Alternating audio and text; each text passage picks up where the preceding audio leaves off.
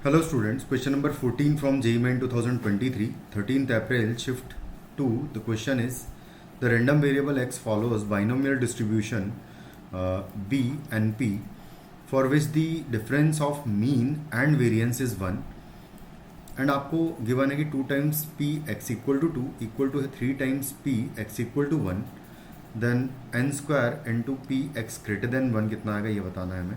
तो सबसे पहले तो difference of mean and variance हमें 1 गिवन है, इसका मतलब कि x बार का वैल्यू जो होता है वो एन पी होता है in binomial distribution and sigma square यानी वेरिएंस होता है एन पी क्यू।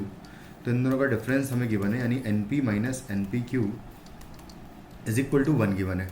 तो यहाँ से एन पी कॉमन लूँगा तो बचेगा 1 minus Q is equal to 1 और हम जानते हैं कि p plus Q is equal to 1 होता है, p प्लस क्यू 1 होता है। तो यहाँ से p का वैल्यू 1 माइनस क्यू हो जाएगा।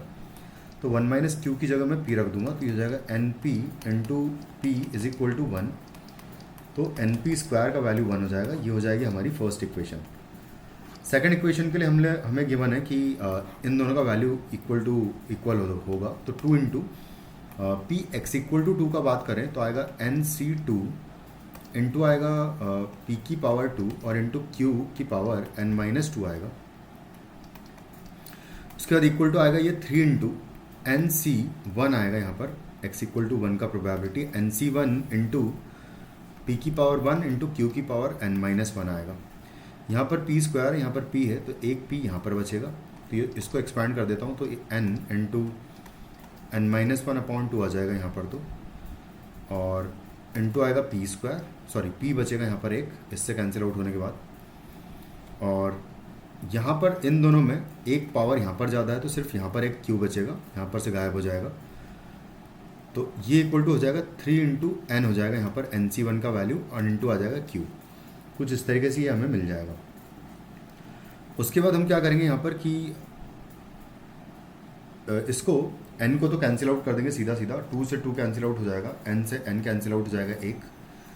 तो यहाँ पर बच जाएगा एन पी, पी मल्टीप्लाई करने पर एन पी माइनस पी हो जाएगा, यहाँ पी अंदर मल्टीप्लाई करूँगा तो, और इक्वल टू आएगा 3q। कुछ इस तरीके से आ जाएगा। तो जो एन पी का वैल्यू है वो हम लोग यहाँ पर q को बेसिकली 1 माइनस पी लिख देता हूँ। सबसे पहले तो मैं q जो है उसको हम 1 माइनस पी रख देते हैं ताकि एक वेरिएबल कम हो जाएगा। तो यहाँ से आ जाएगा N P minus P is equal to होगा 3 इंटू 1 माइनस पी हो जाएगा। तो हो जाएगा एन पी माइनस पी और इक्वल टू हो जाएगा 3 माइनस 3p। उसके साथ साथ हम एक और काम ये कर लेते हैं कि एन पी का वैल्यू बेसिकली मैं यहाँ से निकाल सकता हूँ, 1 अपॉन पी आएगा, एन इंटू पी का वैल्यू 1 अपॉन पी आ जाएगा। तो इसको मैं यहाँ पर रख देता हूँ। तो 1 अपॉन पी माइनस पी और इस p को तो उधर ले जाएंगे हम लोग। तो ये 1 upon P is equal to हो जाएगा, इसको इधर ऐड करूँगा तो 2p बचेगा यहाँ पर। तो 3 माइनस 2p आएगा। तो यहाँ पर प्रॉपर क्वाड्रेटिक बना लेते हैं p में। p को उधर पूरी इक्वेशन को p से मल्टीप्लाई करूँगा तो बचेगा 1 इज इक्वल टू आएगा 3p एंड आएगा माइनस 2p स्क्वायर। कुछ इस तरीके से आ जाएगा। अब सबको इधर ले आएंगे तो ये हो जाएगा 2p square minus 3p plus 1 equal to 0। जहाँ पर फैक्टराइज कर लेंगे तो आएगा 2p स्क्वायर माइनस आएगा 2p और आएगा minus p plus 1 equal to 0। यहाँ से 2p कॉमन लेंगे तो बचेगा p minus 1 and minus 1 common लेंगे तो आएगा p माइनस 1 इक्वल टू 0। तो p का वैल्यू यहाँ से 1 आ रहा है और 1 अपॉन 2 आ रहा है, बट ये रिजेक्ट कर देंगे। p का वैल्यू 1 नहीं हो सकता, पूरी प्रोबेबिलिटी नहीं हो सकती उसकी।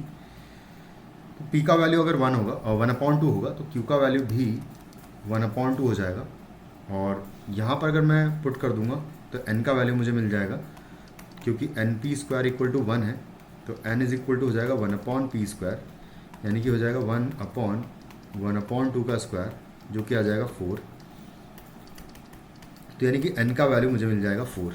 n का वैल्यू 4 आ गया, p का वैल्यू मिल गया, q का वैल्यू मिल गया। तो हम इसका वैल्यू निकाल लेंगे, n square into P X greater than 1 का वैल्यू निकालना है। x ग्रेटर देन 1 के लिए हम लोग क्या करते हैं, 0 का वैल्यू माइनस कर देंगे बेसिकली, क्योंकि मुझे x ग्रेटर देन 1 चाहिए, यानी 0 भी नहीं चाहिए और 1 की प्रोबेबिलिटी भी नहीं चाहिए। तो ये दोनों 1 में से माइनस कर दूंगा मैं। तो यहाँ पर मैं लिख लेता हूँ कि मुझे चाहिए n square into P X greater than 1 का वैल्यू, तो इसका मीनिंग है कि N square into 1 minus P X less than equal to 1 का वैल्यू चाहिए, इसका मतलब ये चाहिए। और x less than equal to 1 में क्या क्या आ जाएगा, p x इक्वल टू 0 आ जाएगा एंड आएगा plus p x equal to 1 आ जाएगा। तो ये दो प्रोबेबिलिटीज यहाँ पर निकाल के 1 में से सब्ट्रैक्ट कर दूंगा मैं अगर, तो हमें हमारा रिक्वायर्ड प्रोबेबिलिटी मिल जाएगा। एन स्क्वायर यानी 4 का स्क्वायर हो जाएगा, यहाँ तो आएगा 1 माइनस एक्स ज़ीरो का वैल्यू मतलब 4c0 इंटू पी की पावर 0 इंटू क्यू की पावर पूरी 4 आ जाएगा, प्लस यहाँ से आएगा नेक्स्ट x इक्वल टू 1 के केस में 4c1 इंटू आएगा 1/2 यानी p का पावर 1 इंटू क्यू का पावर 3 हो जाएगा। बस इसको कैलकुलेट कर लेते हैं, तो ये हो जाएगा 4 square is 16 into 1 minus 4c0 1 हो जाएगा। p और q का वैल्यू 1/2 है, तो 1/2 की पावर 4 हो जाएगा ये, तो हो जाएगा 1/16 आ जाएगा यहाँ पर, तो प्लस यहाँ आ जाएगा 4 into P into 1 basically P और क्यू दोनों का वैल्यू सेम ही है, तो ये 1/2 की पावर 4 लिखा हुआ है, तो ये हो जाएगा 4/16 हो जाएगा, ये कुछ इस तरीके से आ जाएगा।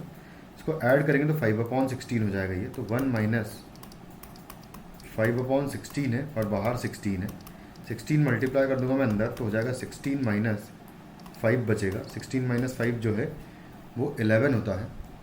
तो फाइनली आपका इस क्वेश्चन का आंसर हो जाएगा 11, which is in option 3rd। Thank you.